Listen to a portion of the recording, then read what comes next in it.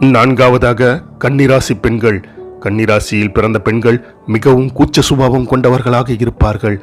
மிகவும் இரக்க குணம் கொண்டவர்களாகவும் அவர்கள் இருப்பார்கள்.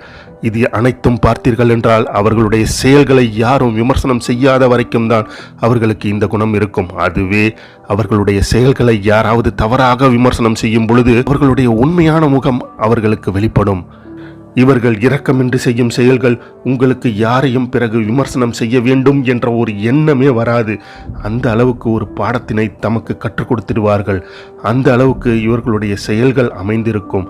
அந்த அளவுக்கு ஆபத்தானவர்களாக இவர்கள் இருப்பார்கள். வெளியிலிருந்து பார்ப்பதற்கு சாதுவாக இருக்கும் இவர்கள் எதிரிகளாக மாறும் பட்சத்தில் நம்மை நயவஞ்சகத்துடன் அளிக்கும் மிகப்பெரிய ஒரு எதிரியாக மாறக்கூடியவர்களாக இருப்பார்கள் இந்த கன்னிராசி பெண்கள்.